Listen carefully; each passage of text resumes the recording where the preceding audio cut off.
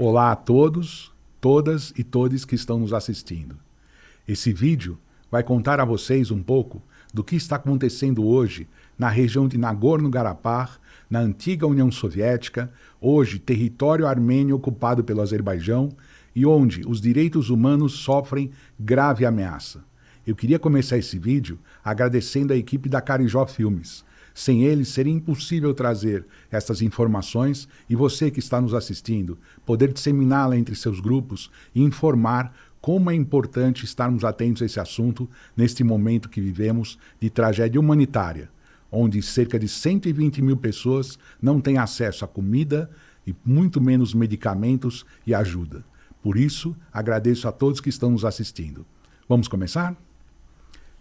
Sempre que se fala na região do Cáucaso, ela é muito pouco conhecida aqui na nossa realidade, em função de viver durante quase 70 anos dentro do espectro soviético e principalmente porque são nações um pouco distantes da nossa cultura e da nossa realidade. Mas efetivamente, as transformações dessa região, creio que todos nós conhecemos um pouco, porque elas vão começar a acontecer a partir de 1985. Em 1985, a antiga União Soviética, que todos vocês lembram, formado pela Rússia, pelo Azerbaijão, pela Armênia, pela Geórgia, pela Ucrânia, a Lituânia, a Estônia, a Ucrânia que tanto nós ouvimos falar hoje em dia, né, por causa da guerra, formavam um grupo de 15 repúblicas e essas 15 repúblicas viviam sob uma administração conjunta do Partido Comunista da União Soviética. Foi assim que nasceu a União das Repúblicas Socialistas Soviéticas, que vivia naquele período uma situação muito difícil, em função dos altos gastos militares, especialmente no final dessa fase da Guerra Fria. Esses altos gastos militares estavam relacionados a décadas e mais décadas de desenvolvimento da indústria armamentista, o que obrigou a tirar investimentos da indústria de consumo. Para piorar a situação, em 79 e 80, naquele período mais para o final da União Soviética, o governo soviético envolveu o país numa guerra no Afeganistão, gastando muito mais e exigindo da indústria militar maior concentração de riquezas. A indústria de consumo ficou totalmente defasada e isso criou um desabastecimento enorme, um desabastecimento gigantesco entre a sociedade soviética. E com o desabastecimento, a gente sabe muito bem que vem efetivamente a desesperança, a desconfiança e principalmente a dúvida sobre qual futuro a população soviética poderia percorrer. Se isso está acontecendo naquele período, seria muito importante lembrar a você que está nos assistindo que isto vem junto também com questionamentos mais fundos do que seria verdadeiramente a União Soviética, de como ela seria no futuro, se ela seria capaz de sustentar tantas nações com tantas diferenças e com tantas rivalidades históricas que foram, de certa forma, encobertas durante o período socialista. Foi em 1985 que a coisa começou a mudar, porque naquela época surgiu nada mais nada menos do que a liderança de Mikhail Sergeyevich Gorbachev. Mikhail Gorbachev, um dos maiores líderes da história do século XX, apesar de muito criticado, ele viveu um período de grandes transformações e tentou fazer uma concertação, tentou fazer uma solução, criar algo que pudesse resolver o terrível quadro de desabastecimento e a terrível situação política que vivia a União Soviética. Mikhail Gorbachev foi eleito em 1985 como um dos grandes líderes internacionais a fim de refazer todo esse percurso de 70 anos do comunismo soviético. Mas nós sabemos muito bem que isso não foi simples. Por isso, eu convido vocês a analisarmos algumas imagens da história do que aconteceu a partir desse vídeo. Nós sabemos muito bem que a União Soviética sempre foi uma potência, se rivalizava com os Estados Unidos. Mas internamente, Mikhail Gorbachev foi buscar o apoio popular para reorganizar o país. E a forma de conseguir esse apoio popular estava diretamente vinculada, principalmente vinculada, à participação do povo. E à medida que o povo começou a participar, vieram junto as reivindicações. E Gorbachev percebeu que a glasnost, que se fala glasnost, não é? A abertura política, ela era tão importante quanto a reformulação econômica. Mas dentro dessa abertura política vieram justamente as antigas rivalidades entre as nações soviéticas, entre os países que conformavam aquele país, trazendo muitos problemas para a administração. Ou seja, não era só a União Soviética que estava passando por um problema. Não é só a União Soviética. Havia um problema de escala mundial, mas num país onde a indústria estava desabastecida, isto levava à necessidade de reformulação econômica, que também não foi possível.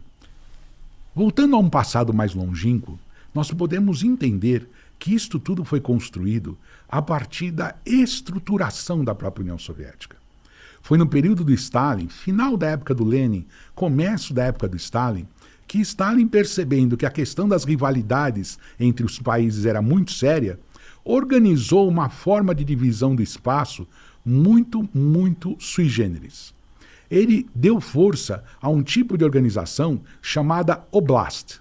O que seriam os oblasts? Seriam regiões autônomas, às vezes com uma determinada minoria ou uma maioria. Determinadas regiões eram administradas por outras nações, como, por exemplo, este caso que nós estamos vendo em Nagorno-Karabakh.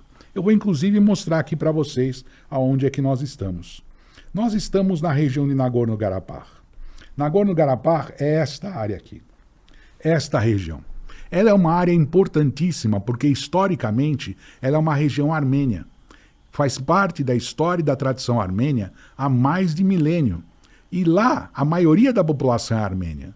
Mas o que o Stalin fez? O Stalin organizou a União Soviética dividindo o poder.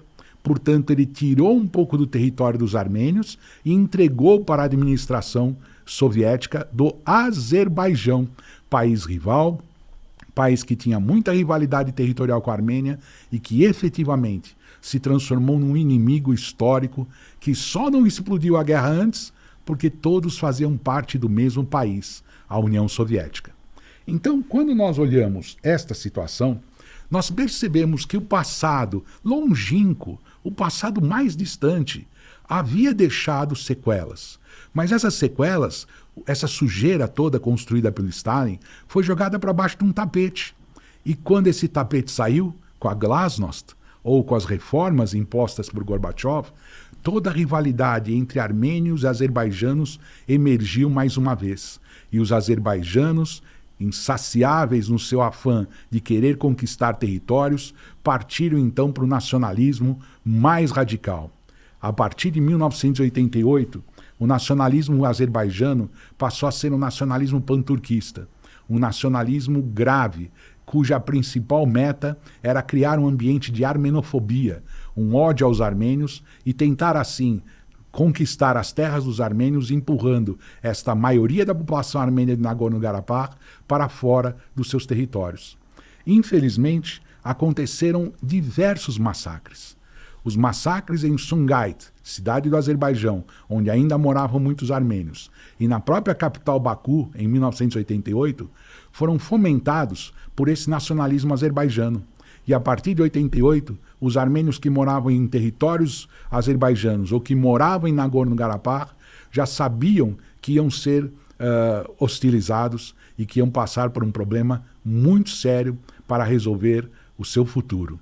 É nesse contexto, então, que a perseguição cada vez mais dramática, a perseguição cada vez mais impiedosa, dá a sua cara em toda a região de Nagorno-Karabakh.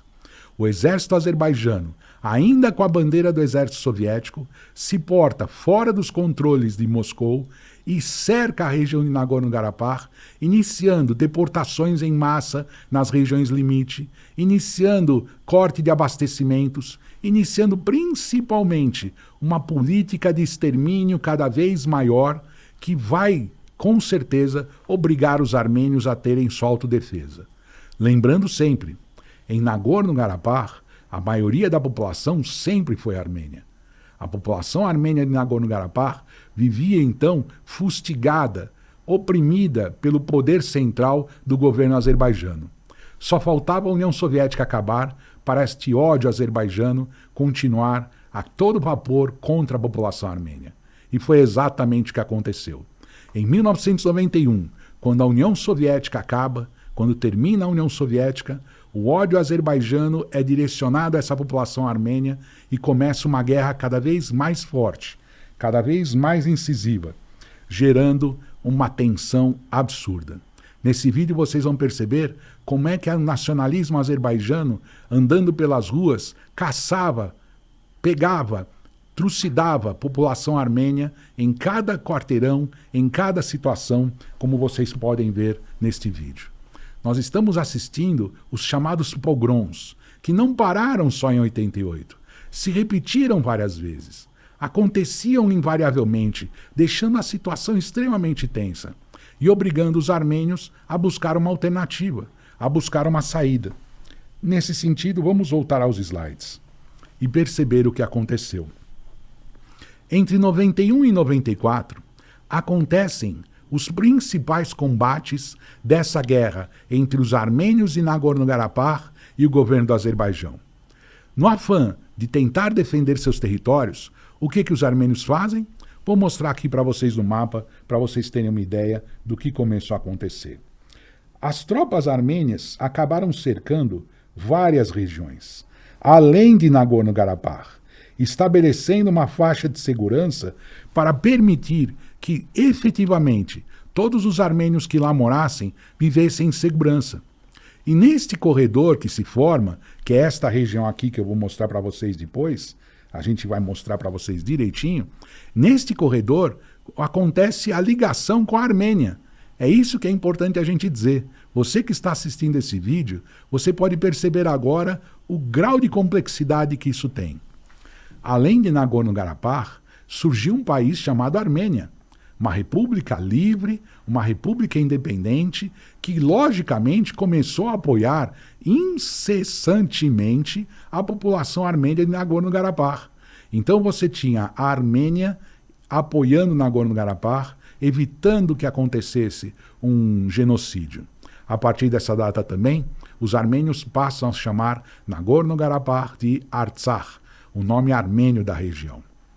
Conforme esse conflito avançava, conforme esse conflito crescia, a situação ficando tensa, a intervenção internacional era cada vez mais solicitada, porque a força do exército azerbaijano era muito grande e os armênios estavam resistindo praticamente sem nenhum tipo de apoio internacional, contando exclusivamente com a herança soviética das suas armas.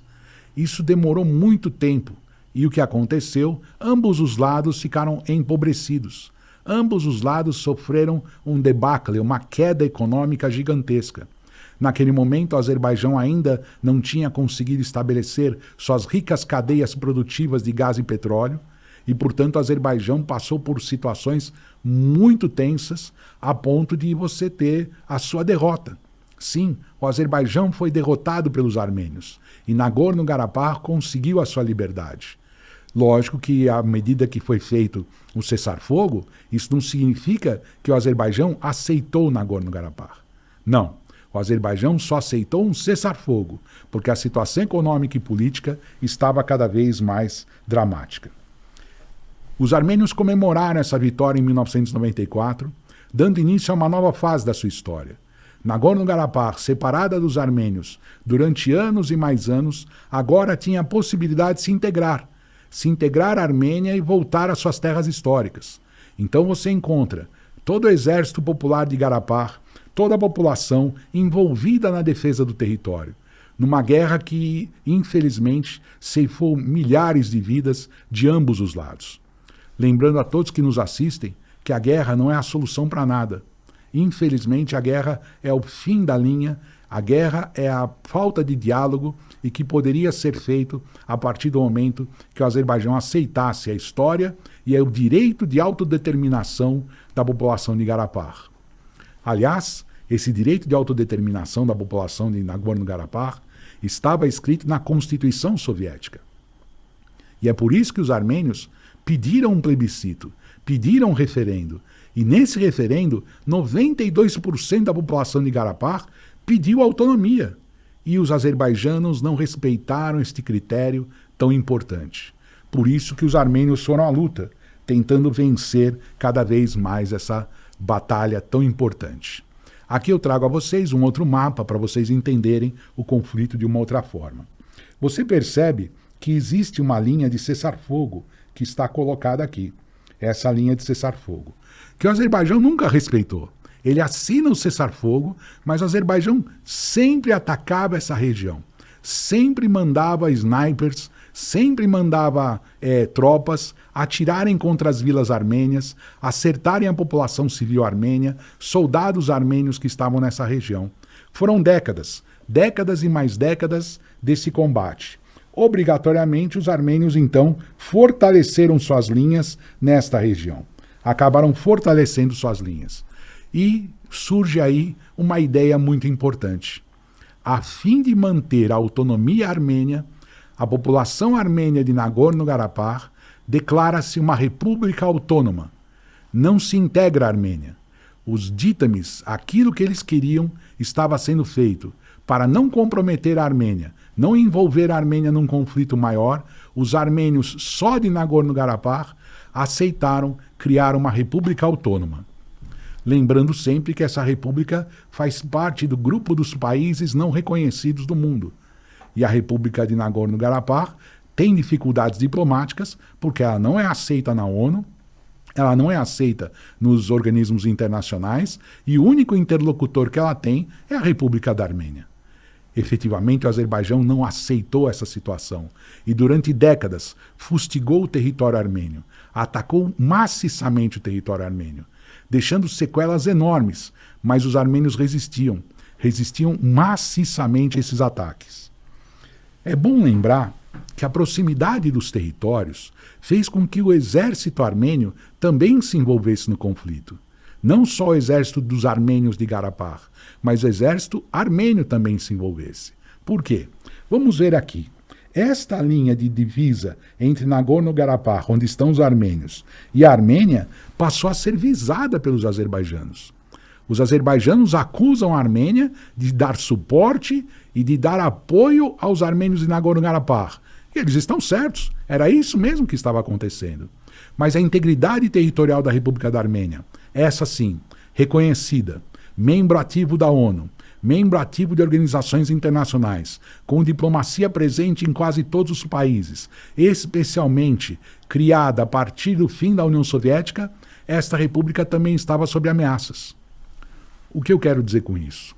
Que a política de armenofobia do Azerbaijão não estava restrita a um questionamento sobre o poderio das terras de Nagorno-Karabakh. Ela estava vinculada principalmente, essa armenofobia, esse ódio aos armênios, vinculada à própria nação armênia, vinculada à própria identidade armênia e vinculada principalmente à existência da soberania armênia na região. É por isso que eu acredito que o conflito que nós estamos assistindo hoje, que daqui a pouco você vai conhecer com mais detalhes, é talvez uma das páginas mais preocupantes nos últimos tempos, junto com a guerra da Ucrânia, e atualmente com a situação da região do Sahel na África, criando problemas muito sérios para todos os cantos do planeta. Vamos dar uma olhada nos slides. Você percebe aqui então um pouco mais nitidamente a divisão desses territórios. Você consegue notar a divisão que existe entre eles. Esses territórios tão importantes assim, vou até mudar de cor aqui para você perceber, esta área aqui, os azerbaijanos contestam o domínio dos armênios sobre essa região. Mas essa região passou a ser um cordão de segurança dos armênios. E os armênios criaram então, gente, aqui vou chamar a atenção de vocês, né? Os armênios criaram este corredor aqui, ó, que é o corredor de Lachin. É por esse corredor que entravam e saíam os víveres, comida, medicamentos, apoio logístico, até apoio armamentista, para que Nagorno-Karabakh resistisse a este fenômeno intransigente e racista da política azerbaijana. Eles não aceitariam se entregar facilmente. Mas a situação mudou. Infelizmente, a situação mudou e mudou drasticamente. A Armênia e Azerbaijão passaram a ter problemas cada vez maiores na busca da solução do espaço. Infelizmente, os azerbaijanos não aceitaram qualquer tipo de negociação e exigiam a devolução intensa de todo o território para a sua administração. Os armênios argumentavam que havia sim um passado comum, e este passado, respeitando a Constituição Soviética, foi rompido com o plebiscito. Mas além do plebiscito, existe um outro questionamento. O ente jurídico-político, que era a União Soviética, não existe mais. Portanto, todas aquelas fronteiras e tudo aquilo que havia sido desenhado pode passar por mudança sim. Não o que foi desenhado com a anuência da ONU, que é o caso da República da Armênia, mas sim aquilo que colocava Nagorno-Karabakh dentro do território azerbaijano. Os armênios alegam que esta divisão foi uma divisão arbitrária criada pelo stalinismo e distante dos aspectos históricos que dizem a quem pertence ou não um território. Já que, como eu disse no começo a vocês, as terras armênias pertenciam aos armênios já há milênios e os azerbaijanos não aceitavam esse tipo de situação. Vamos ver com mais detalhes isso. Este vídeo mostra um pouco do conflito. Este vídeo mostra pra gente um pouco mais dessa guerra, que foi uma guerra um tanto quanto dolorosa, justamente por perder vidas humanas, especialmente a vida dos jovens, né? Você começa a perceber que os jovens nessa região acabaram sendo drasticamente colocados como vítimas, e por isso que, infelizmente, o quadro se transformou num quadro muito triste. Então, dê uma olhada nesse vídeo um pouquinho para a gente entender. As tropas armênias conseguiam manter a sua força, conseguiam manter o seu apoio, justamente porque vinham apoios humanitários da Armênia. Mas as forças azerbaijanas foram se reconstruindo. E à medida que as forças azerbaijanas se reconstruíam, o exército azerbaijano, o poderio azerbaijano aumentava dia a dia. O poderio e a força azerbaijana aumentavam dia a dia. E de onde vem esse poder do Azerbaijão? Esse poder do Azerbaijão, em parte, vem justamente do estabelecimento e recondicionamento das cadeias produtivas de óleo, petróleo e gás natural que saíam da região do Mar Cáspio, já que o Azerbaijão é um país banhado pelo Cáspio e que tem nas proximidades do limite do Mar Cáspio gigantescas jazidas petrolíferas e de gás. À medida que os anos 90 vão passando, o Azerbaijão vai se recompondo economicamente. O Azerbaijão vai conseguindo estabelecer essas cadeias produtivas para exportar petróleo e gás. O exército azerbaijano vai adquirindo armas e ficando cada vez mais potente. Vamos voltar para os slides?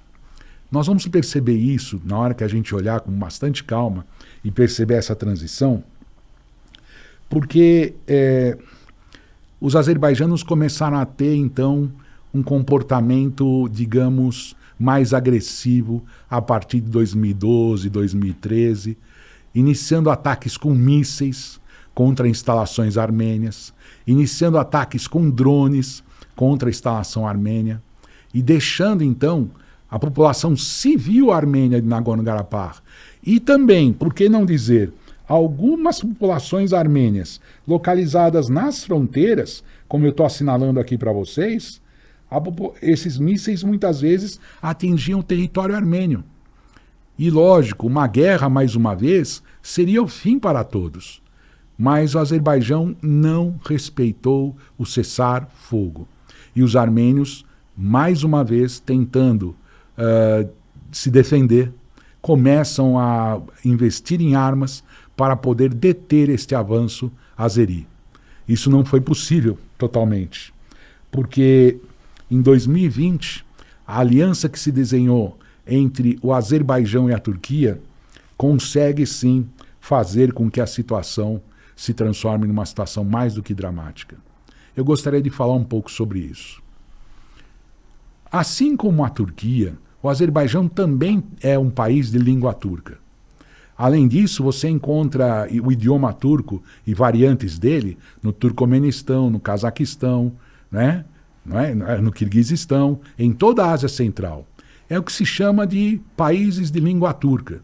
E a Turquia tem sim interesses em expandir seus domínios ou sua influência, assim como quiser, por toda a região da Ásia Central, competindo com a Rússia, competindo com a Grande Rússia, que lá sempre teve poderio, até mesmo depois da União Soviética.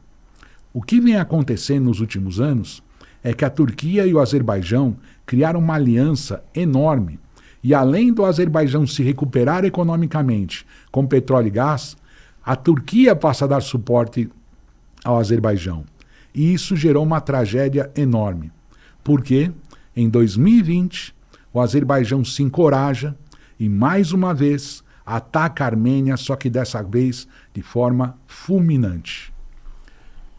No começo de 2020 já havia um risco de um ataque azeri à população civil armênia. Isso já estava desenhado. Mas a partir de setembro de 2020, há uma intensificação dos ataques azeris que em 40 dias, com apoio dos drones turcos, de tecnologia israelense de localização, consegue avançar suas tropas para regiões exclusivamente armênias, tomando uma cidade importante, a cidade de Shoshi, que é uma grande cidade da região de Nagorno-Karabakh, destruindo a sua catedral, destruindo os monumentos armênios, porque, além de tudo, o Azerbaijão comete genocídio cultural e, a partir daquele momento, o destino da Armênia começa a correr muitos riscos. Em 2020, ou seja, poucos anos atrás, 5.000 jovens armênios morreram nos bombardeios azeris em menos de 40 dias. 5.000 jovens soldados armênios entregaram suas vidas para um ataque azerbaijano que, infelizmente, não conseguiu ser detido. E as autoridades armênias e até a população de Karabakh teve que aceitar as novas divisas, aceitar a nova situação. O problema vira um problema geopolítico. E é por isso que eu queria conversar com vocês a respeito disso. Se a Turquia estava apoiando o Azerbaijão, esperava-se naturalmente que a Rússia apoiasse a Armênia, já que ambos fazem parte da Organização do Tratado de Segurança Coletiva, como vocês estão vendo aí neste slide. Mas a Rússia estava se envolvendo em outro conflito, né, gente? É exatamente o que você está pensando. A Rússia sabia dos riscos que estavam acontecendo na Ucrânia e a Rússia economizou o apoio à Armênia. Sim, o grande aliado da Armênia, a Rússia, negligenciou o acordo, não aceitou ser chamada a participar do conflito, porque estava diretamente envolvida nas questões que iam desembocar na guerra da Ucrânia. E tem um outro detalhe que muita gente esquece e que precisamos também estar atentos. Apesar de Vladimir Putin representar um questionamento enorme a todo o poderio internacional representado pelos Estados Unidos, ele também tem seus problemas internos e, muito mais, problemas externos. Apesar de Vladimir Putin, nesse contexto, estar questionando o apoio da OTAN na sua área de influência, ele também comete suas barbáries, e não são poucas. E uma delas foi negligenciar este acordo de proteção à Armênia. E a Armênia, então, ficou ao Deus dará nesse conflito. Infelizmente, isso pode ser acrescido de outros detalhes. E alguns desses detalhes todos vocês devem conhecer e talvez se inteirar, talvez um pouco mais sério do que a gente imagina. Putin já tem interesses numa aliança com a Turquia que não seja formal ou não seja diretamente ligada.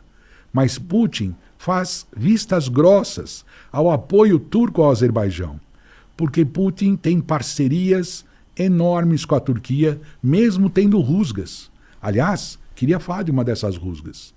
Na Síria, turcos e russos lutaram em lados opostos. Os turcos tentando derrubar Hafez Assad, o filho de Hafez Assad, né? E agora os russos tentando, mais uma vez, preservar a família Assad no poder. Os turcos também lutaram contra os curdos.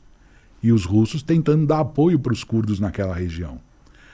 Apesar dessas diferenças, em outros campos, Rússia e Turquia sempre estiveram em diálogo, porque eles têm interesse nessa região. Têm um interesse específico. Específico porque o Cáucaso é uma região de passagem de muitas riquezas. Todos vocês imaginam o quanto de petróleo e gás pode sair do Cáspio, mas o quanto de gás talvez exista também na Ásia Central, considerada não a maior jazida de gás, mas uma das maiores ainda a ser explorada. E a gente sabe que no futuro isso vai fazer uma baita diferença.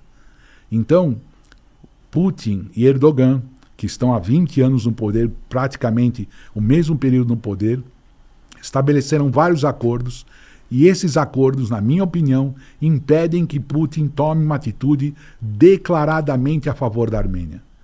Um desses acordos, uma grande empresa russa criou o projeto da maior usina nuclear turca. É um projeto conjunto. Russos e turcos estão dentro de um mesmo projeto.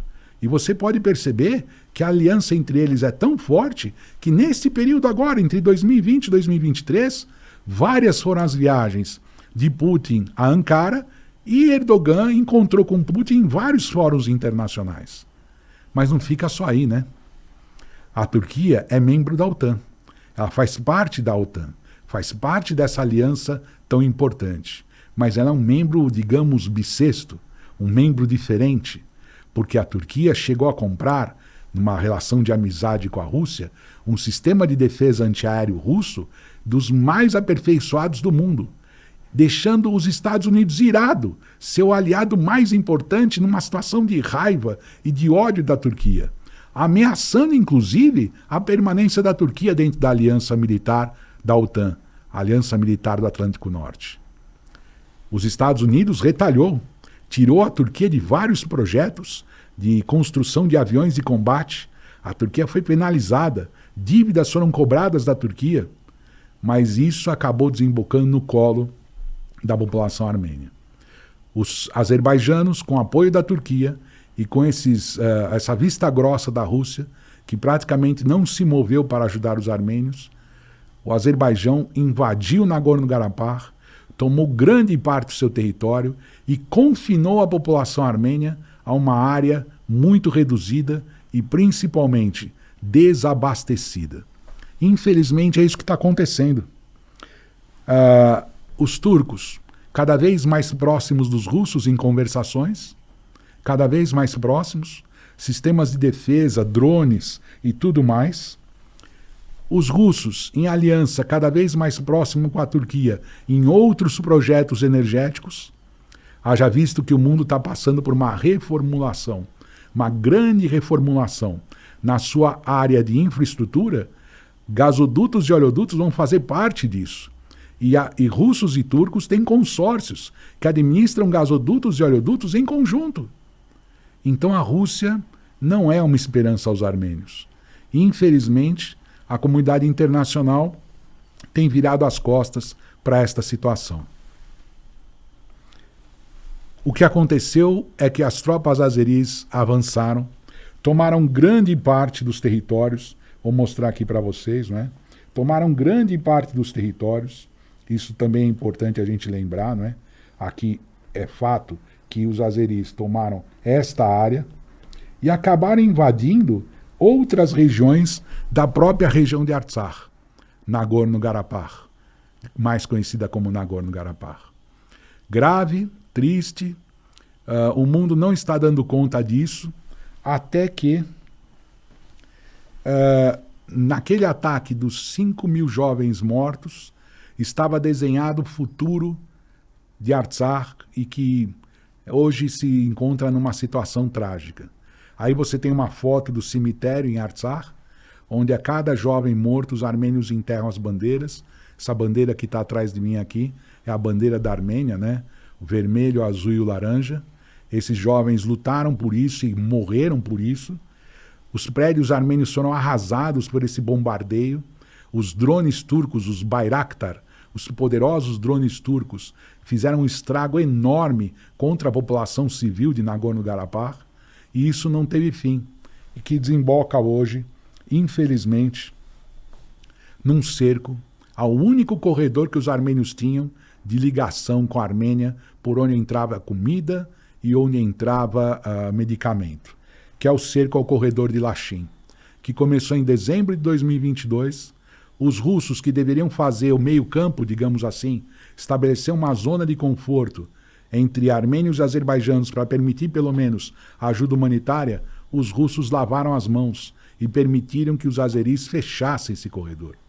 O corredor de Lachin está fechado e a fome começa a rondar a população daquela região de Nagorno-Karabakh, Artsakh.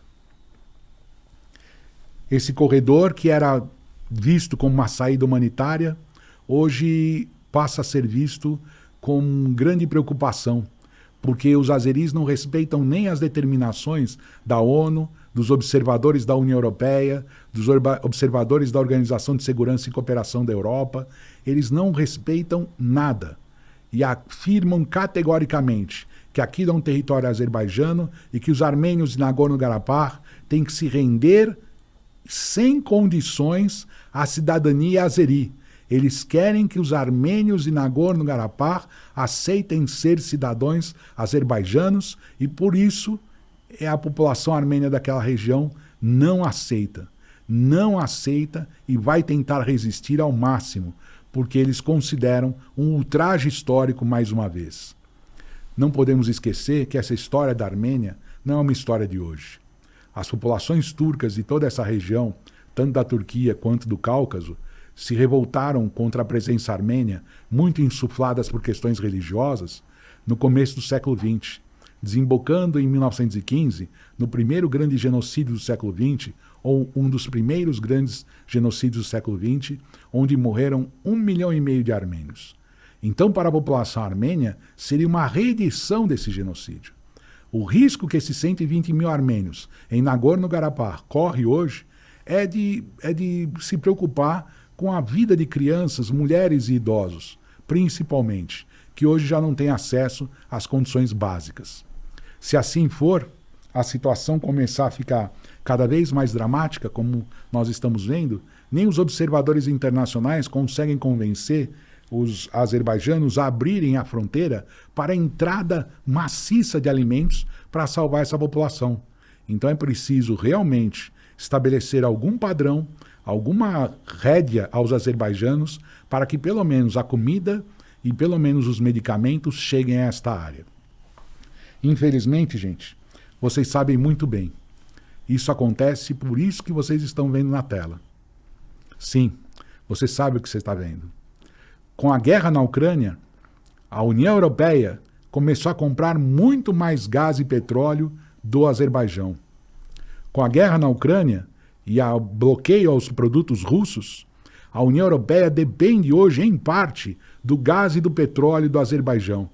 E é por isso que União Europeia, Estados Unidos, França, todos os membros dos países que você pode conhecer do Ocidente, podem falar o que quiserem a favor dos armênios.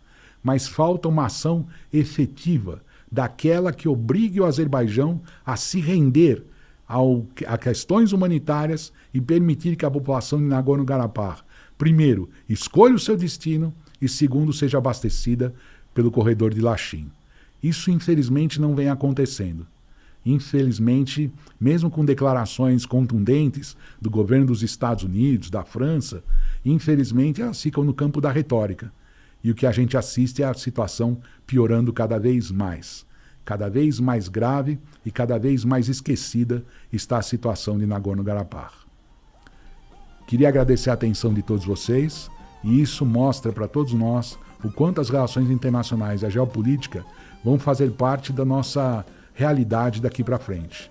Aqueles que estão buscando um pouco mais de conhecimento, procure saber sobre o que acontece em Nagorno-Karabakh, procure saber o que acontece nessa região e como o apoio da Turquia ao Azerbaijão mostra que o risco de genocídio é cada vez maior. Obrigado a todos, obrigado Carijó Filmes, um grande abraço, até a próxima.